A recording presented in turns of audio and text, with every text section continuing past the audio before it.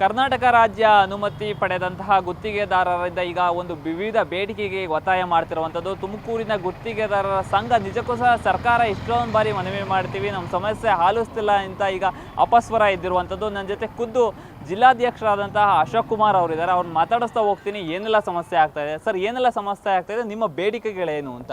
Sir, ನಮ್ಮ ಬೇಡಿಕೆ ಈಗ ಈ ಮುಂಚೆ ಏನಾಗ್ತಿತ್ತು, ಬೆಸ್ಕಾಂ ವ್ಯಾಪ್ತಿನಾಗೆ ನಮಗೆ ಲೇಬರ್ ಕಾಂಟ್ರಾಕ್ಟ್ ಕೊಡ್ತಿದ್ರು, ಪೀಸ್ ವರ್ಕ್ ಅಗ್ರಿಮೆಂಟ್ ಕೊಡ್ತಿದ್ರು, 1 to 5 lakhs ಕೆಲಸ ಕೊಡ್ತಿದ್ರು. ಅವೆಲ್ಲ ಈಗ ಕ್ಯಾನ್ಸಲ್ ಮಾಡಿಬಿಟ್ಟು ದೊಡ್ಡ ಮಟ್ಟದ ಟೆಂಡರ್ ಕರೆದು ನಮ್ಮ ಗುತ್ತಿಗೆದಾರರಿಗೆ ಕೆಲಸ ಇಲ್ದಂಗೆ ಮಾಡಿಬಿಟ್ಟವ್ರೆ.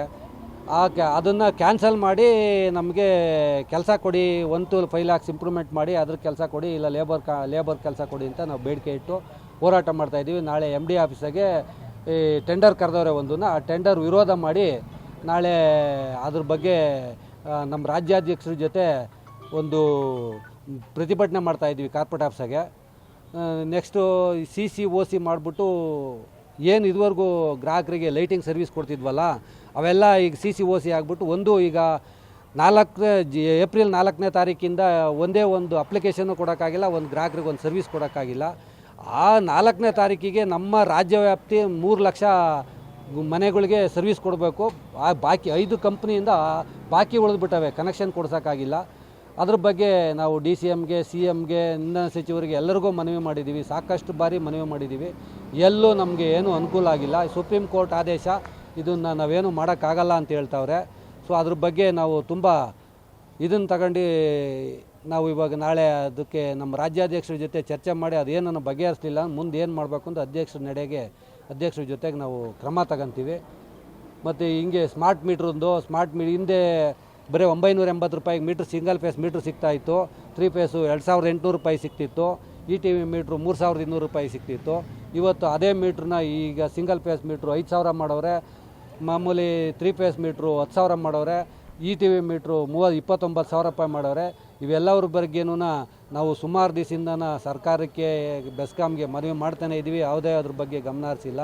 ಗ್ರಾಹಕರಿಗೆ ತುಂಬ ಹೊರೆ ಆಗೈತೆ. ಗ್ರಾಹಕ ಹೊರೆ ಆಗಿರೋದ್ರಿಂದ ನಮಗೆ ಕೆಲಸಗಳಿಗೆ ಕುಂಠಿತ ಆಗೈತೆ, ನಮಗೆ ಕೆಲಸಗಳು ಸಿಗ್ತಾ ಇಲ್ಲ. ಗ್ರಾಹಕರು ಅದನ್ನು ನಿಭಾಯಿಸೋಕ್ಕಾಗ್ತಾಯಿಲ್ಲ. ಯಾಕೆಂದರೆ ಏಕ್ದಮ್ ರೇಟ್ ಜಾಸ್ತಿ ಮಾಡಿರೋದ್ರಿಂದ ಅವ್ರಿಗೆ ತುಂಬ ಹೊರೆ ಆಗಿಬಿಟ್ಟಿದೆ. ಅದನ್ನು ಸರ್ಕಾರ ಮತ್ತು ಬೆಸ್ಕಾಮು ಸೇರಿಸಿ ಏನಾದರೂ ರೇಟ್ ರಿಲ್ಯಾಕ್ಸೇಷನ್ ಮಾಡಲಿಲ್ಲ ಅಂದರೆ ಸರ್ವಿಸ್ ಕೊಡೋದು ಕಷ್ಟ. OC/CCನೂ ಕ್ಯಾನ್ಸಲ್ ಮಾಡೋಕ್ಕೆ ಏನೋ ರಿಲ್ಯಾಕ್ಸೇಷನ್ ಮಾಡಲಿಲ್ಲ ಅಂದರೆ ಅದು ಕಷ್ಟ ಆಗ್ತೈತೆ.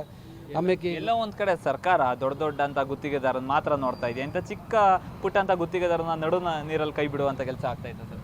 ಅಂದರೆ ಅದು 100ಕ್ಕೆ 100 ಸತ್ಯ. ನಮ್ಮ ಸಣ್ಣ ಗುತ್ತಿಗೆದಾರನೆಲ್ಲ ಕೈ ಬಿಟ್ಟು ನಮ್ಮ ಬೆಸ್ಕಾಂ ವ್ಯಾಪ್ತಿನಾಗೆ ಪೂರ್ತಿ ಕೆಲಸನ 18 ಲಾಟ್ ಮಾಡಿ ಬರೀ 18 ಜನಕ್ಕೆ ಗುತ್ತಿಗೆ ಕೊಡೋಕೆ ಹೊರಟವ್ರೆ. ಏನು ಎಲ್ಲ ಕೆಲಸನೂ ಮಳೆ ಗಾಳಿಗೆ ಮುರಿದು ಬಿದ್ದೋಗಿರೋ ಕಂಬ ಇರ್ಬೋದು, ಗ್ರಾಹಕರ ಮನೆಗೆ 1-2 ಲೈಟಿಂಗ್ ಕಂಬ ಹಾಕಿ ವಿದ್ಯುತ್ ಸಂಪರ್ಕ ಕೊಡೋ ಕೆಲಸ ಇರ್ಬೋದು, ಪಂಪ್ಸೆಟ್ ಇರ್ಬೋದು, ಅಥವಾ ಏನು ಲಿಂಕ್ ಲೈನು ಈಗ ನೀವು ಹಳ್ಳಿ ಕಡೆಗೆ ಹಳೆ ವೈರ್ ಬದಲಾಯಿಸೋ ಕೆಲಸ ಇರ್ಬೋದು.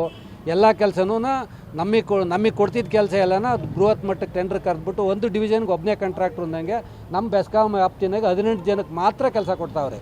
ಅದನ್ನು ವಿರೋಧ ಮಾಡೋಕ್ಕೆ ನಾವು ನಾಳೆ ಕಾರ್ಪೊರೇಟ್ ಆಫೀಸಾಗೆ ವಿರೋಧ ಮಾಡ್ತಾಯಿದ್ದೀವಿ. ನಾವು ಸ್ಟ್ರೈಕ್ ಮಾಡ್ತಾಯಿದ್ದೀವಿ. ನಾಳೆ ನಮ್ಮ ರಾಜ್ಯಾಧ್ಯಕ್ಷ ನೇತೃತ್ವದಾಗೆ ನಾಳೆ ಸ್ಟ್ರೈಕ್ ಮಾಡ್ತಾಯಿದ್ದೀವಿ ಕಾರ್ಪೊರೇಟ್ ಆಫೀಸಾಗೆ.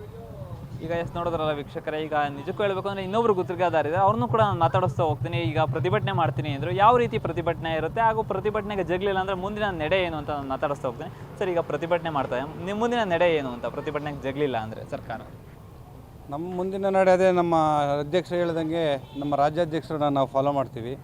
ಅವ್ರು ಹೇಗೆ ಹೇಳ್ತಾರೋ ಅದ್ರ ಬಗ್ಗೆ ನಾವು ಫಾಲೋ ಮಾಡ್ತೀವಿ ಅವ್ರನ್ನ ನಾವು.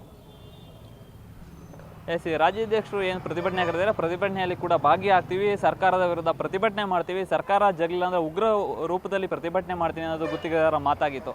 ಕ್ಯಾಮ್ರಾ ಪರ್ಸನ್ ಸಂಜಯ್ ಜೊತೆ ದೀಪಕ್, ಪ್ರಜಾಶಕ್ತಿ TV, ತುಮಕೂರು.